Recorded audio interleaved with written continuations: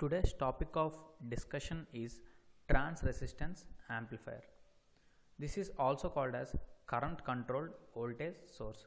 By the end of this lecture, you will learn what is trans resistance amplifier, how should be the value of input resistance and output resistance, what should be the value of shunt resistance, what is input biasing principle, what is output biasing principle, and equivalent circuit diagram representation of trans resistance amplifier. So let's get started without wasting time. This is the equivalent circuit diagram representation of trans resistance amplifier. As the name indicates, trans resistance, the output will be in the form of voltage and the input will be in the form of current. You can see here output in the form of voltage and the input is in the form of current. This is called as input resistance, and this is called as output resistance. The name current controlled voltage source is obtained because you can see here this is a dependent voltage source,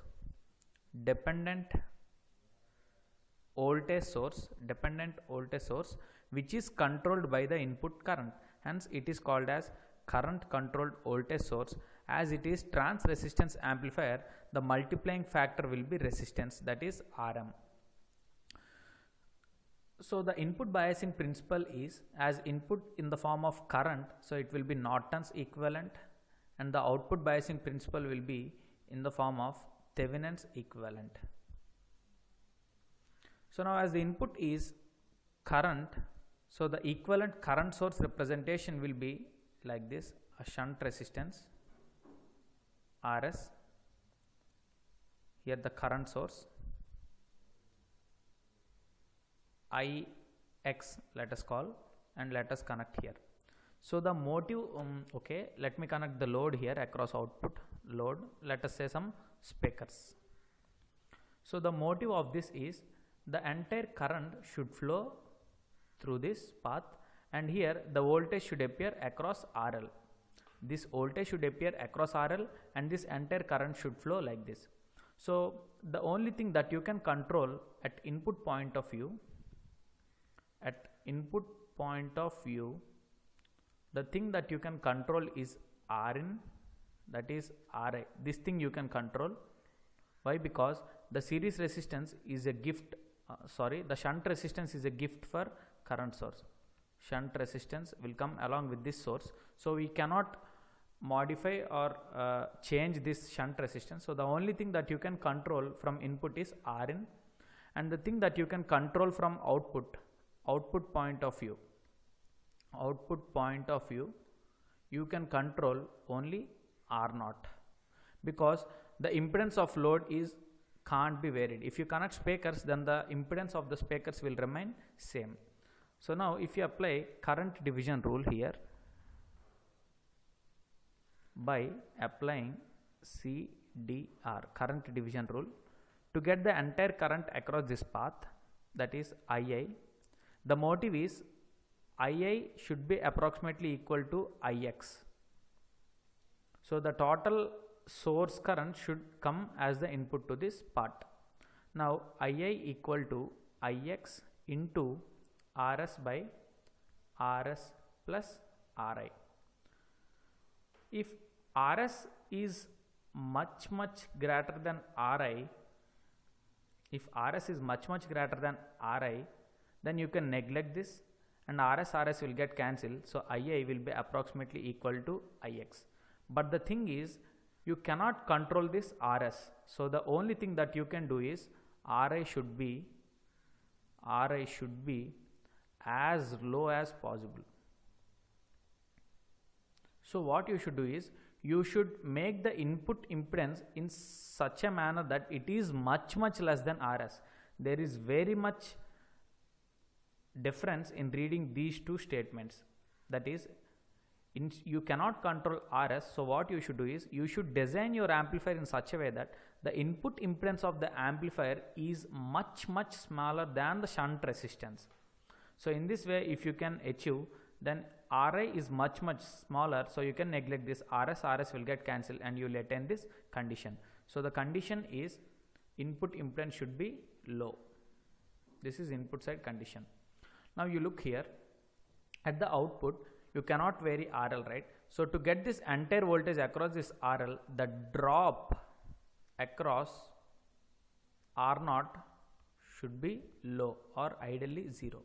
To get this condition, the necessary thing is R0 should be much smaller.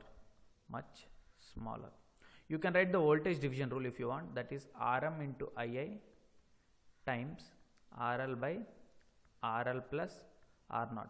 If R0 is much smaller than RL, if you can satisfy this condition, then this can be neglected. RL will get cancelled and the entire voltage will appear across this load.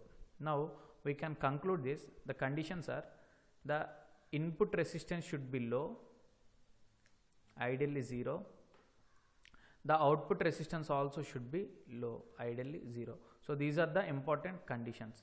Then what about the shunt resistance? That is the resistance that appear across the source. The shunt resistance should be very high. If you can attain this, it is well and good. But if not also, you should make in such a way that Ra much less than Rs. That is shunt resistance. And this is about trans resistance amplifier.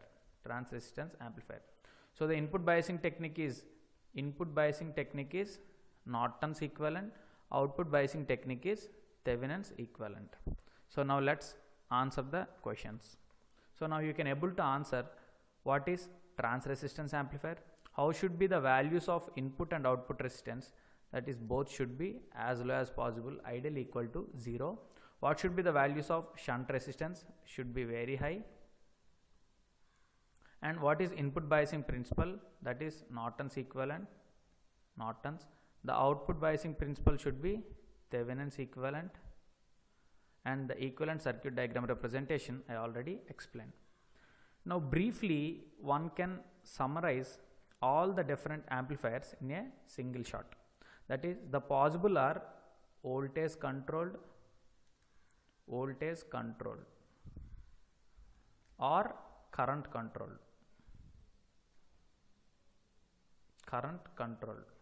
Here the output possibilities are voltage source or current source. This is CS, this is VS, VC, CC. So the possible combinations are VCVS, VCCS, CCVS, CCCS.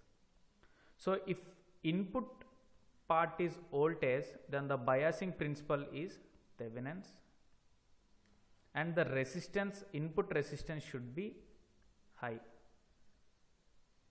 If the input side is current, then it is Norton's and the Rin should be low. These are two possible sets from input, set 1 and this is set 2.